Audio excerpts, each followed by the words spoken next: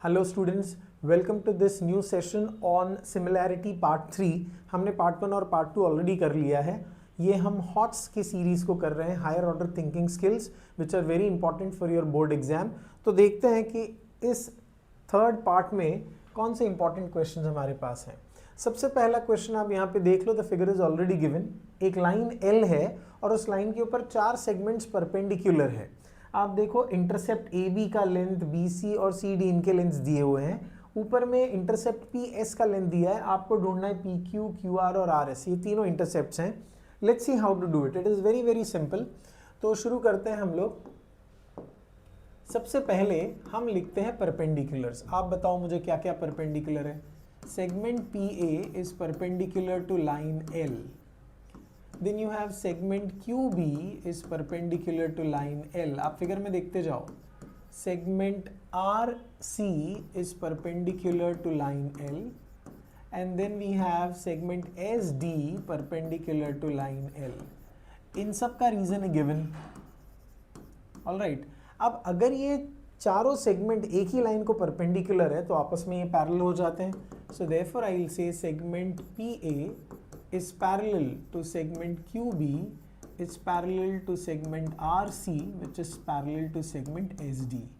ठीक है, इसका रीजन आप लिख सकते हो that lines perpendicular to the same line are parallel to each other। okay, lines perpendicular to the same line are parallel to each other। I hope this is clear। okay, तो ये part आपको समझ में आना चाहिए। अब आप क्या करोगे, ये चारों जो पैरेलल सेगमेंट्स है ना, इनमें से आपको तीन तीन पैरेलल को यूज करना है and you have to apply property of 3 parallel lines. Okay, तो सबसे पहले हम लोग अगर ये 3 लेते हैं, okay, now let me take segment PA parallel to segment QB parallel to segment RC। आपने ये तीनों को लिया पहले। तो अगर ये 3 पैरेलल है आपस में तो आप देखो इक्वल इंटरसेप्ट्स बनते हैं। ठीक है, तो कौन से इक्वल इंटरसेप्ट्स बनेंगे यहाँ पर, PQ upon QR will be equal to AB upon BC। ठीक है, this is by property of 3 parallel lines. Property of 3 parallel lines. ठीक है, अब इसके अंदर आप वैल्यूज डाल दो तो आपको PQ upon QR you will get PQ upon QR, PQ upon QR is equals to कितना दिया हुआ है, 6/9। You can reduce this 2/3। Alright, इसको ऐसे ही रखते हैं। अब आप नेक्स्ट 3 सेगमेंट्स ले लो जो पैरेलल है, QB, RC और SD। So we will take segment QB parallel to segment RC which is parallel to segment SD। All right, तो इसमें क्या बनेगा बताओ मुझे, इधर कौन से रेशियोज इक्वल होंगे। You will have QR upon RS, therefore QR upon RS is equals to BC upon CD, right. And we know the values, I use that, I put those values in the next step. तो यहाँ पर हम लोग reason लिख देते हैं, property of 3 parallel lines. Exam में parallel का पूरा स्पेलिंग लिखना, प्रॉपर्टी का पूरा स्पेलिंग लिखना। So you get QS upon QR upon RS is equals to what are the values, 9/12। So 3 3s are 3 4s are। Is everybody clear till here? Now once you have understood this, अब आप समझो कि ये जो ratio है 1 और ये जो रेशियो 2 है, इसमें आप देखो QR जो है वो दोनों में कॉमन आ रहा है। एग्जैक्टली, तो अगर मैं तीनों का रेशियो बनाऊं, तीनों का रेशियो का मतलब क्या है, PQ is to QR is to RS। अगर मैं ये तीनों का रेशियो बनाऊं तो आप देखो 3 जो नंबर है ना वो कॉमन है यहाँ पर भी और यहाँ पर भी। ठीक है, तो I can simply write that as 2 is to 3 is to 4। आप समझो कैसे लिखा मैंने, इसका 2 PQ का, इसका वैल्यू 2 नहीं है, ratio is the reduced form. Okay, तो ये 2 है, QR is 3 from both of this and RS is 4. Now once you have the ratio, we know let the common multiple be x. Let the common multiple be x।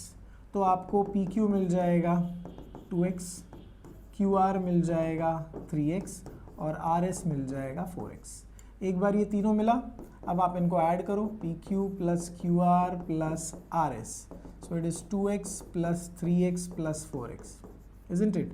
ये तीनों अगर आप add करते हो, P Q plus Q R plus R S, आपको P S मिल जाएगा. So you get P S is equals to how much? 9x. अब पी एस का लेंथ अपने पास ऑलरेडी है. How much is P S? It is 36 is equals to 9x. So x is equals to 36 by 9 which is equal to 4. एक बार आपको x मिल गया, अब आप सब्स्टिट्यूट करके तीनों निकाल लो. So P Q is equals to 2x, so it is 2 into 4 which is 8 units. QR is equals to 3x, so 3 into 4 which is equals to 12 units, and RS is equals to 4x which is 4 into 4 which is equal to 16 units. यहाँ पे सब में units आ जाएगा. Okay, so this becomes your final answer. I hope everybody is clear with this. So it's a very simple sum. यहाँ पर आपको ये पहला कॉन्सेप्ट पता होना चाहिए. Then you have to apply property of 3 parallel lines twice, और फिर क्लब कर देना है आपको इन रेशियोज को and proceed in a very simple algebraic form. I hope everybody is understood. Wonderful. Let's take the next question.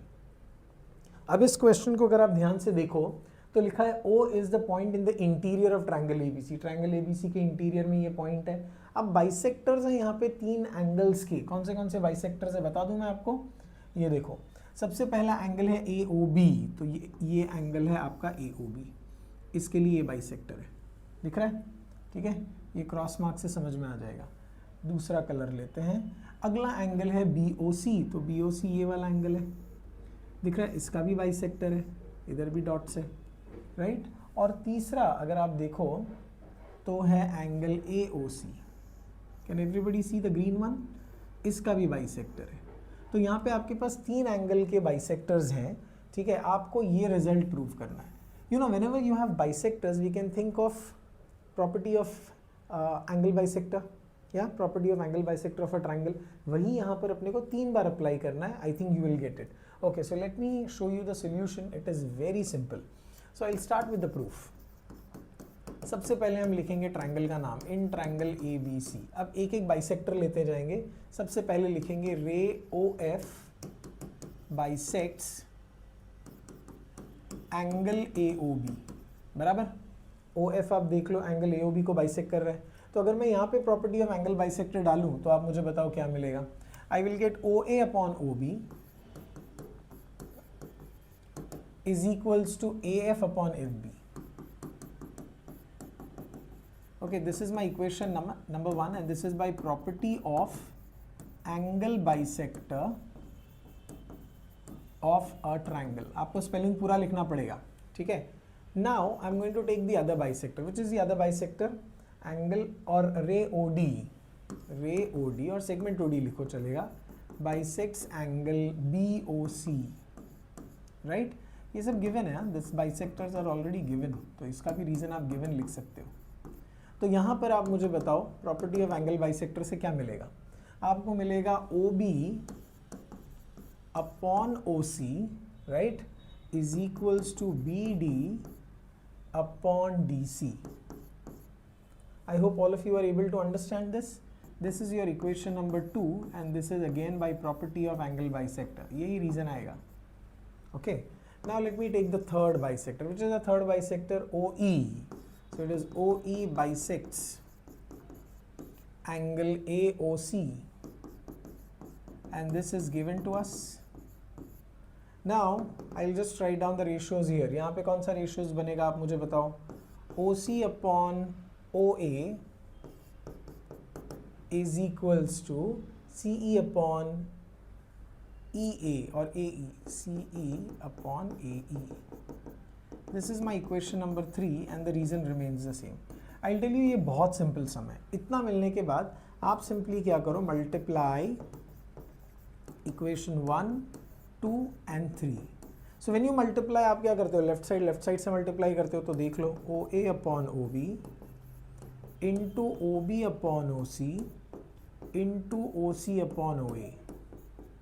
Right side में क्या हो जाएगा, AF upon FB into BD upon DC. दिख रहा है ना, I am taking the right side. Into ये वाला CE अपॉन AE. ठीक है, इधर आप नोटिस करो ओ ए कैंसल्स, ओ बी कैंसल्स, ओ सी कैंसल्स, हमको मिला 1, राइट। तो अब आपके पास क्या बचा है, 1 is there on the left side, और राइट साइड में न्यूमरेटर में आप देख लो क्या है, A F into B D into C E upon you have BF or FB whatever you call it as CD into AE, दिख रहा है, ये अपने पास बच गया है। आपको सिंपली इस डिनोमिनेटर को इधर क्रॉस मल्टीप्लाई करना है। जब आप क्रॉस मल्टीप्लाई करोगे तो आपको मिलेगा BF into C D into AE is equals to AF into BD into CE। I think this is what is the result. आप देख लो, यही आपको प्रूव करना था, है कि नहीं, simple. So this is pretty simple. ऐसे क्वेश्चंस हायर ऑर्डर के लिए पूछे जाते हैं, so you need not worry, you have to simply solve it by applying property of angle bisector. All right, very good. Let's take up this question. अब ये बहुत ही प्रैक्टिकल क्वेश्चन है, क्योंकि it's just like a real life situation. आप इसको पढ़ लो, word problem है, इसका फिगर ड्रॉ करते हैं and then we will try to solve this. क्या लिखा है, a girl of height 100 centimeter is walking away from base of a lamp post. तो हमारे पास एक लैम्प पोस्ट है, ठीक है, and this is the ground level. तो ये जो लैम्प पोस्ट है ना, ये lamp post is perpendicular to the ground, this is a lamp post. I hope everybody is understanding. Now a girl is walking away from the lamp post at a speed of 1.9 metre पर second, ठीक है। The lamp post is 5 metre और the lamp is 5 metre above. तो ये lamp यहाँ पर है, यहाँ पर लैम्प है, ठीक है, 5 metre above the ground. Okay, girl is moving away, तो girl probably is this one, यहाँ पे गर्ल है for example. All right, so she is moving away, वो यहाँ से दूर जा रही थी। All right,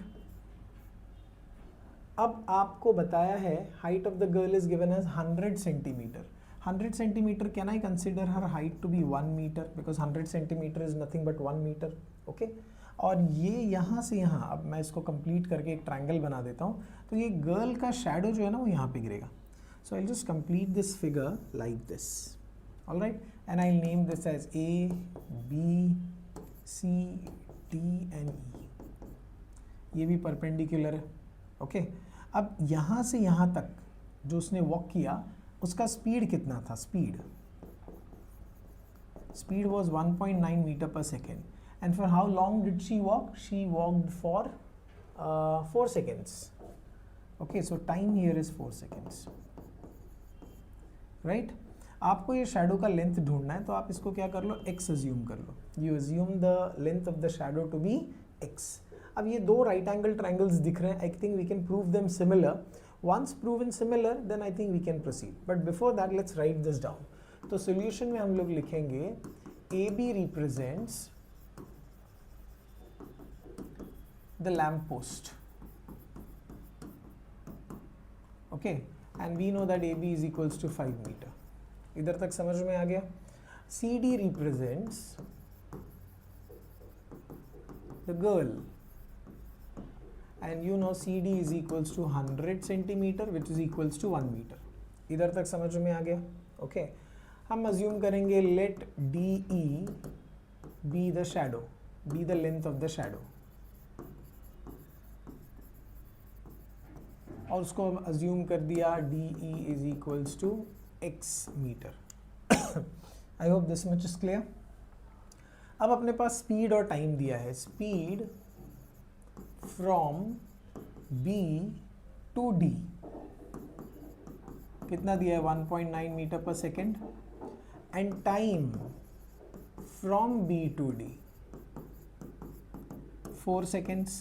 So can I get distance from B to D? Just understand, distance from B to D का मतलब segment BD का ही length हो गया ना। What is the formula for distance? Distance is equal to speed into time. ये formula अपने को मालूम होना चाहिए, distance is equal to speed into time. तो speed 1.9 है और ये time 4 है, तो ये आपको 7.6 मीटर ये distance मिल जाएगा from B to D. Now once you have this, आपका काम बहुत सिंपल है, आपको सिर्फ ट्रायंगल सिमिलर प्रूव करना है, प्रोपोर्शनल साइड्स लेने और इक्वेशन सॉल्व करना है, that is all you have to do. So triangle similar I think is simple. Do you want me to do that? Okay, कौन से ट्रायंगल्स लेंगे हम लोग? In triangle A B C and triangle CDE. इसमें बहुत आसान है, angle ABE है ना, sorry ABE, angle E is congruent to angle E. क्या रीजन आएगा इसका बताओ? कॉमन एंगल, फिर 90 डिग्री वाले एंगल ले लो, angle ABE is congruent to angle CDE. The reason is each is how much? 90 degree. Therefore, you have triangle ABE similar to triangle CDE. By what test? Right, by AA test. एक बार ये AA test हो गया ना, फिर आप proportional sides लिख लो. AB upon CD is equals to BE upon DE. Correct. BE upon DE. इसका reason आप लिख सकते हो CSST. Now let's put the values here. AB कितना है बताओ? 5.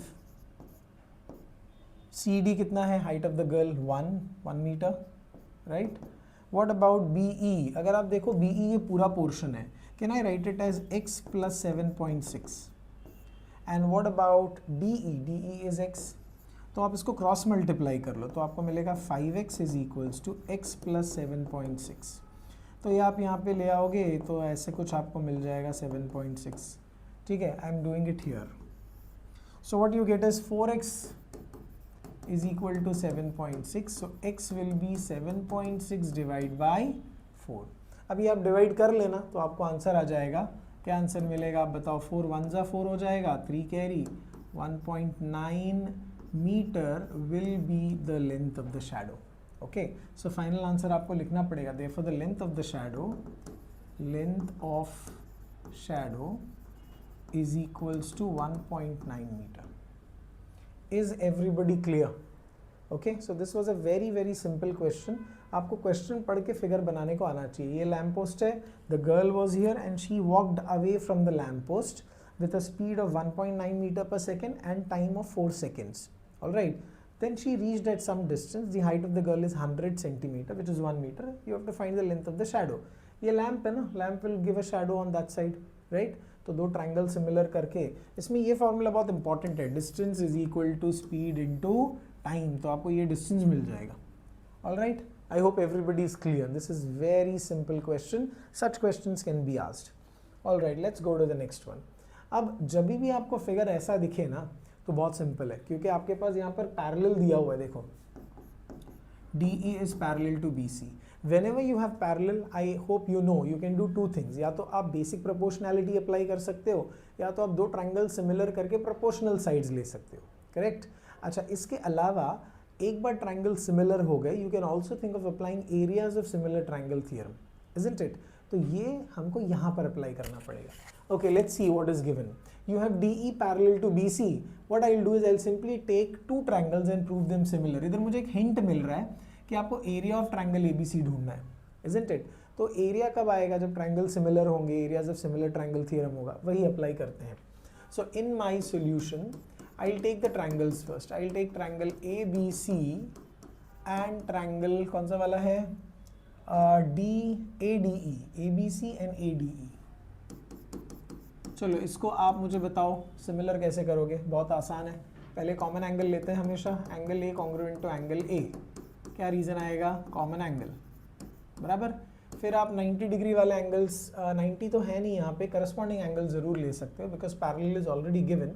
सो I can simply take angle ADE, पहले ABC congruent to angle ADE. इसका रीजन आएगा करस्पॉन्डिंग एंगल्स. पूरा लिखना, corresponding angles. So now triangle ABC is similar to triangle ADE by what test? By AA test. इधर तक सबको समझ में आ गया? अब हम यहाँ पर क्या करते हैं? We can think of applying areas of similar triangle theorem because that is what is required. तो हम लिखेंगे area of triangle ABC upon area of triangle ADE is equals to BC square upon DE square. This is by areas of similar triangle theorem. I hope everybody is clear. We put the values. Area of triangle ABC is unknown, so I'll keep it as it is. इसको ऐसे ही रखते हैं. What about ADE? इसकी जगह 25 डालते हैं. फिर अपने पास DE और BC दोनों दिया है, तो 8 square upon you have 4 square. So then we have area of triangle ABC is equals to 64, 8 का square. ये 25 ऊपर ले जाते हैं upon 16. So 16 4s are 64. So you get area of triangle ABC as 4 into 25, which is 100 centimeter square as your first answer. I hope everybody is clear till here. ठीक है. अब next part में आपके पास DE और BC का ratio दिया है, तो इसको आप होल स्क्वायर करके भी लिख सकते हो. देखो ये जो रेशियो है ना, इंडिविजुअल स्क्वायर को होल स्क्वायर करके भी लिख सकते हो and you can proceed further. तो हम इसी को वापस लेते हैं. Area of triangle ABC upon area of triangle DADE. Just erase this. ADE is equals to BC upon DE the whole square. ठीक है, ये यहीं से मिला अपने को. ठीक है, तो अब यहाँ पर वैल्यू डाल देते हैं पहले. ABC upon area of triangle ADE is equals to, क्या रेशियो दिया है, 3:5. So 3/5 the whole square. So that gives me 9/25. अब अगर आप देखो, अपने को पूछा है ADE और क्वाड्रिलैटरल DBCE. तो ये क्वाड्रिलैटरल कैसे मिलेगा पता है? इस बड़े ट्रायंगल में से, ये जो ट्रायंगल ABC है ना, इसमें से ये जो छोटा ट्रायंगल अगर आप हटा दोगे तो क्वाड्रिलैटरल मिलेगा. अब हटाने का मतलब माइनस करना है. सो माइनस कैसे कर सकते हैं? We can apply dividendo. If we apply dividendo, I hope you know dividendo. Dividendo क्या होता है? Numerator minus denominator upon denominator. तो यहाँ पर होगा numerator minus denominator upon the denominator, which is equals to did we make some mistake? I think so, because यहाँ पर है ना, ये जो रेशियो है ये एक्चुअली 5/3 होना चाहिए. आप देख लो क्वेश्चन में आपके पास कौन सा रेशियो दिया है, DE और BC का दिया है ना. तो BC अपॉन D करोगे तो ये 5/3 हो जाएगा, विच इज़ 25/9. हाँ, तो अब ये सही होगा, 25 minus 9/9. So when you do this, आपको ऊपर मिलेगा एरिया ऑफ क्वाड्रिलैटरल DBCE और नीचे area of triangle ADE. This is 16/9. हमको इसका रेसिप्रोकल चाहिए, तो आप इन्वर्टेंडो कर दो यहाँ पर. So what you get is area of triangle ADE upon area of quadrilateral DBCE is equals to 9/16 as your final answer. I hope everybody is clear. One of your answer is here. एक आपका answer ये रहा और एक आपका answer ये रहा. तो ऐसे क्वेश्चंस बहुत सिंपल होते हैं, फटाफट आप सॉल्व कर सकते हो. Okay, all right, let's quickly go to the next question. अब इसमें भी आप देखो पैरेलल दिया हुआ है. So I think whenever parallel is given, I think it's absolutely simple. The process is clear. पहले आप ट्रायंगल सिमिलर कर दो, फिर आप देखो कि आपको एरिया अप्लाई करना है कि प्रोपोर्शनल साइड्स लेने हैं. ये भी फटाफट कर सकते हैं हम लोग. क्या दिया हुआ है? DE parallel to BC. अगर आपको एकदम परफेक्ट लिखना है ना, तो डायरेक्ट ट्रायंगल मत लो, आप पैरेलल लेके पहले करस्पॉन्डिंग एंगल्स दिखा दो. जैसे यहाँ पर DE पैरेलल टू BC, इसका रीजन आप लिखना गिवन. फिर आप करस्पॉन्डिंग एंगल्स लेना. कौन सा करस्पॉन्डिंग एंगल लोगे आप? ADE is congruent to ABC, equation 1, और इसका रीजन लिखोगे करस्पॉन्डिंग एंगल्स थ्योरम. अब आप दो ट्रायंगल ले लो. ठीक है, बड़ा ट्रायंगल पहले लेना प्रेफरेबल है. तो triangle ABC and triangle ADE. इसमें कॉमन एंगल पहले बताओ. Angle A congruent to angle A. Can I call this as a common angle? Perfect. And then we have those corresponding angles from 1. तो ABC is congruent to ADE. इसका reason रहेगा from 1. Right, therefore triangle ABC is similar to triangle ADE, and that will be by what test? AA test. I think this much is clear, समझ में आ रहा है सबको ये? तो बहुत सिंपल है। इसके बाद आप देखो AD और DB का रेशियो दिया है, तो AD और DB दिया हुआ है and you need DE and BC। तो आप क्या करो, इसके बाद प्रोपोर्शनल साइड्स तो लेना ही लेना है हमको, बट अपने को AD और DB नहीं चाहिए, अपने को AD और AB चाहिए, ठीक है? तो can we write proportional sides here? लिख देते हैं पहले AB upon AD is equals to BC upon DE is equals to AC upon AE। This is CSST। इसको बाद में यूज करेंगे, पहले अपने पास क्या दिया है वो देख लेते हैं। AD upon DB is given as 5/4, ये गिवन है। अब यहाँ पर अपने को क्या क्या चाहिए वो ज़रा समझ लो आप। आपको AB अपॉन AD चाहिए, ठीक है? तो सबसे पहले आप इसको इन्वर्ट इंडो कर दो, तो ये हो जाएगा DB upon AD is equals to 4/5। फिर आप कॉम्पोनेंडो करो, क्योंकि आपको AB चाहिए, समझ में आ रहा है ना? कॉम्पोनेंडो क्यों? क्योंकि अगर आप AD प्लस DB करोगे तो AB मिलेगा ना आपको। So by componendo it will be like this, DB plus AD upon AD is equals to 4 plus 5 upon 5, right? So what this gives me is, in the numerator it is AD, in the numerator it is AB। आप देखो, इनको add करके देखो figure में, AD plus DB करके देखो आपको क्या मिलेगा, बताओ मुझे। आपको मिलेगा AB और यहाँ पर AD रहेगा, so this will be 9/5। इधर तक आया समझ में? Now you can use it here। हमको ये चाहिए,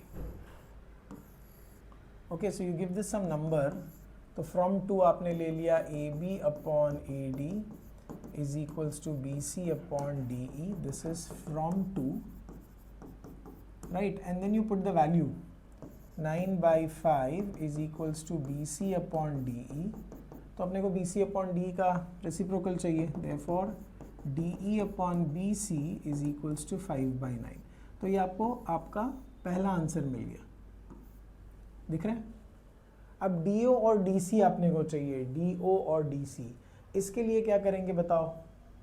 इसके लिए हम ये दोनों ट्रायंगल को सिमिलर करेंगे। कौन से दो ट्रायंगल है बता दूं मैं आपको? One is this triangle and the other is this triangle. Can we prove them similar? You can take vertically opposite angles and you can also take pair of alternate angles। तो AA test से ये भी similar हो जाएगा, alright? तो अब आपको दो ट्रायंगल लेना है यहाँ पर। कौन से दो ट्रायंगल लेंगे? In triangle DOE and triangle COB, right? इसमें angle DOE is congruent to angle COB, reason is vertically opposite angles। Then you have angle DEO congruent to angle कौन सा वाला है? CBO। This is alternate angles। तो अब आप देखो triangle similar हो गया। By what test? By AA test। Once it is similar by AA test, I think you can write the proportional sides। DO upon CO is equals to DE upon BC। This is CSST। अब put the values। DO upon CO तो पता नहीं है, DE upon BC अपने को पता है, ये रहा 5/9। तो ये रेशियो भी अपने को 5/9 ही मिलेगा। Are you clear? So the second part is also done। अब थर्ड पार्ट जरा देखना पड़ेगा। थर्ड पार्ट में क्या बोला है? कौन से दो ट्रायंगल है जरा देख लेते हैं। In the third part they have taken what triangles? Just keep looking here। DOE मतलब ये वाला ट्रायंगल है, देख लो, दिख रहा है? और दूसरा ट्रायंगल है DCE। DCE किधर है, दिख रहा है क्या? DCE ये वाला। अगर ये दोनों ट्रायंगल को आप ध्यान से देखो और अगर इन पर हाइट ड्रॉ करें तो हाइट इधर आएगा। Let me just make it correctly। Yes, I'll use a different color for height। Let me use a blue color। तो हाइट जो है ना वो यहाँ पर बनेगा ऐसा। तो दोनों ट्रायंगल का हाइट सेम है। तो हमें ये बहुत पहले प्रॉपर्टी में पढ़ा था सिमिलैरिटी में कि triangles with equal Heights have ratio of their areas corresponding to their corresponding bases। isn't it? तो ट्रायंगल्स विथ इक्वल हाइट लिख सकते हैं हम लोग, तो यहाँ पे अपने को वही लिखना पड़ेगा। तो हम क्या करेंगे, यहाँ पे थोड़ा एक्सप्लेन करेंगे। हम लिखेंगे triangle DOE and triangle DCE have common height, ठीक है, have common height. So when they have a common height or same height, I can say that the ratio of the areas, ठीक है, is equal to their corresponding bases. तो आप देखो yellow triangle का base DO है और ये red triangle का बेस DC है, तो ये ट्रायंगल्स विद इक्वल हाइट लिख सकते हो आप रीजन। और DO और DC का लेंथ आपको पता है क्या, आप बताओ मुझे। DO तो 5 है, DC ये 5 plus CO is 9, so 5 plus 9 कितना हो जाएगा, 14 हो जाएगा। ऑलराइट, सो दिस इज 5/14 और रीजन लिखेंगे ट्रायंगल्स विथ सेम हाइट।